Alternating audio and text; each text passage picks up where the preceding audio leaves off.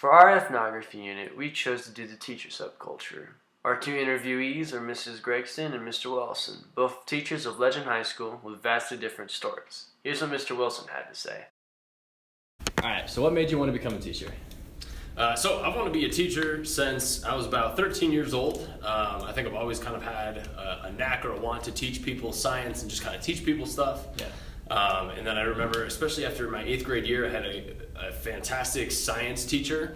She really made me love science, love just kind of Nice. the whole mindset of that. And then she got me interested in science, and then I just kind of looked at her and I said, I want to do that when I grow up.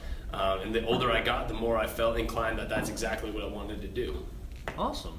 Alright, so well, you basically just answered the second question, but when did you decide you wanted to teach? So basically 8th grade? Yeah, about 8th grade after that science year. I mean, it was kind of my intro to physical science. So we did chemistry and physics. It was just kind of when I fell in love with physical science, and yeah, wanted to do that, and pursued it since. Awesome. Alright, and then how long have you been a teacher? So this is my 2nd year teaching, 2nd year here at Legend. So yeah, year number 2. Awesome. So what drives you each and every day? Like, what gets you out of bed? I think it's just the pursuit. Like, why do I come to work and why do I love teaching? I think it's just the pursuit of something better. And I think that's something that really is cool about science and physics, is that if you don't like the world around you, you can change it. You can engineer new things. You can build new things. You can really make the world around you and change it how you want to. And so I think that's just important for me to teach to kids that, one, you got to be curious and you have the power to change and make a difference in the world. Awesome. And then, well, you already answered this question too, but why did you select this specific subject to teach? Yeah, so I mean, I love science just because, I mean, it's the pursuit of understanding everything. I've always been a curious person. As a little kid, I always wanted to know how everything works. And just, I've always been fascinated with that. And that's really what science is just putting on your curiosity hat, diving into something, just trying to learn how things work. And I try to kind of put that on other people or make them interested in similar stuff. All right. You've also, wow, man, you just like knocked out like Yeah, I'm half not of meaning these to. tonight. I'm not meaning One. to. No, it's all good. All right. So who/what inspired you to become a teacher? So, I mean, obviously I mentioned my 8th grade science teacher. Yeah. From there, when I was in high school, I debated being a math teacher as well, because I had a lot of really good math teachers. Oh, okay. And not that I didn't have good science teachers, they were okay. But I really liked my math teacher, so for a while I wanted to teach math, and then I took physics my senior year of high school, and I was like, wow, okay, this is math in the real world. It's math applied to stuff. Yeah. This is absolutely what I want to teach. And so that was really kind of the driving in nail. Awesome. All right. And then what is the one thing you couldn't do your job without? Coffee. Yeah? I was kind of expecting that, to be honest. Yeah, no, I mean, like on a personal level. But besides that, I mean, I think I couldn't do my job if kids didn't like science, or I mean, if kids couldn't be curious. I mean, it's tough as a teacher when you have kids. I mean, not everybody's going to love science.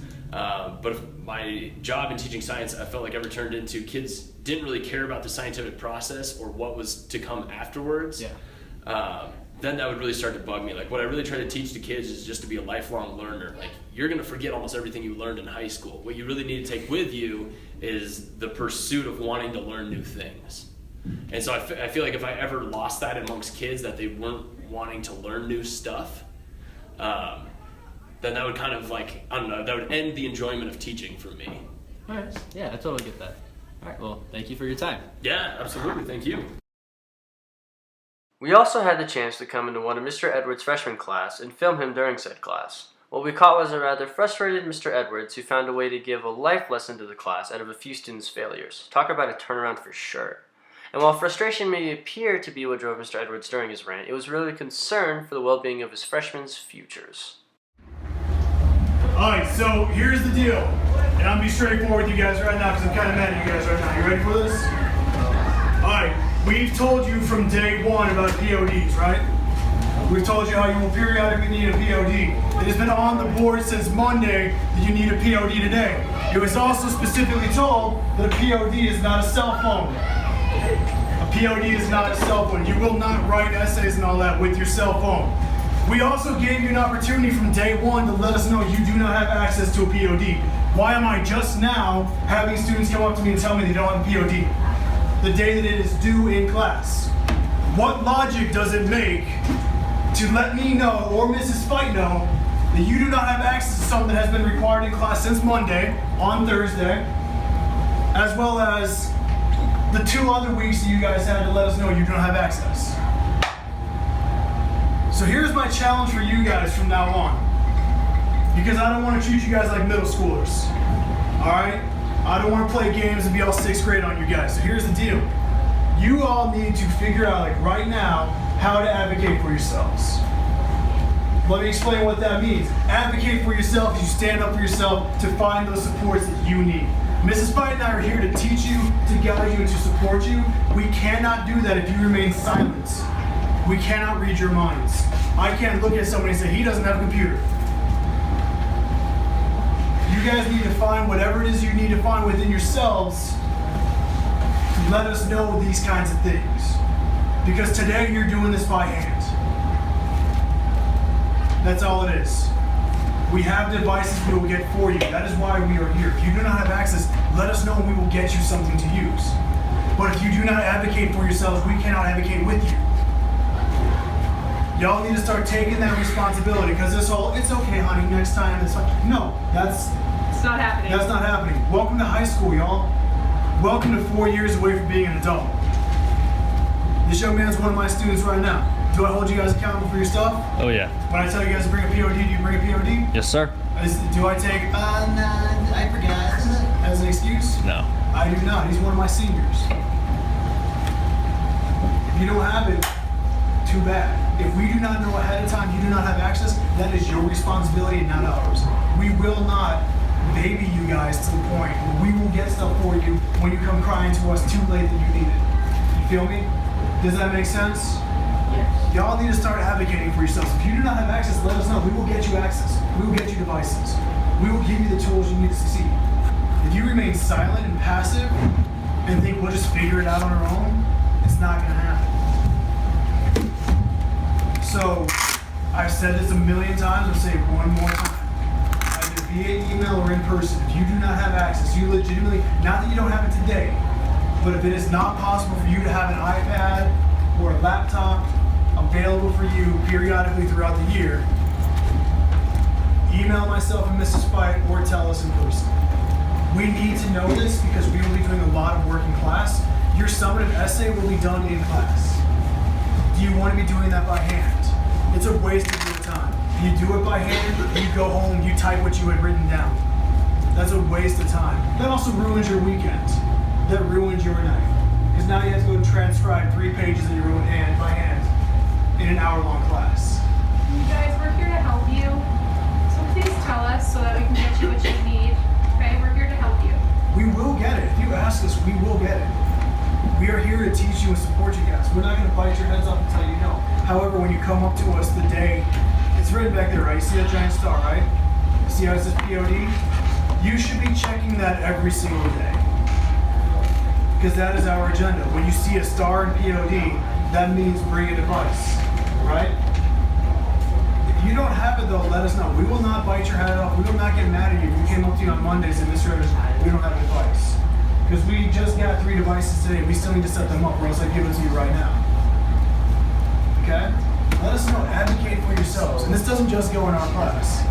Do this in all of your classes. If you're falling behind, you need extra help, advocate for yourselves. Because if you don't, we will not fail you because we did not know that we were failing you. You will have failed yourself for not reaching out to us. You dig? You feel me? Yeah. We good? We Gucci? Alright, so tomorrow you need a POD. If you do not have access to a POD, let myself and Mrs. Fight know today. We will have devices for you tomorrow. This doesn't happen again, okay guys? Advocate for yourselves. This is the first step towards high school, okay? You guys are advocating for yourselves. Because if you can't advocate for yourself, we can't advocate for you. So today's that first step. This is the last time we're going to tell you to advocate for yourself, okay? Hopefully by now you know. Mrs. Fight and I, we love you guys. We're excited to come to work. We don't get paid jack. If we got paid a lot of money, then maybe you can suspect we don't like you guys. But we are not paid a lot of money. We are actually the poorest bachelor required salary there is. We make about 22% less than people with our same degree have. Right? Y'all are the reason why we do this every day. I know I'm never gonna get rich, but I know that hopefully I can make an impact on at least one person's life. help you guys accomplish your dreams. Okay? So hopefully by now y'all recognize that we are open and available, so we got your back. Good deal? If you do not have a device, take out a sheet of paper and make it writing needs and some sheets. All right, so first question, what made you want to become a teacher? When I first went to college, I didn't want to become a teacher. I Really? always thought I wanted to, and then I thought I wouldn't make enough money, so I didn't want to.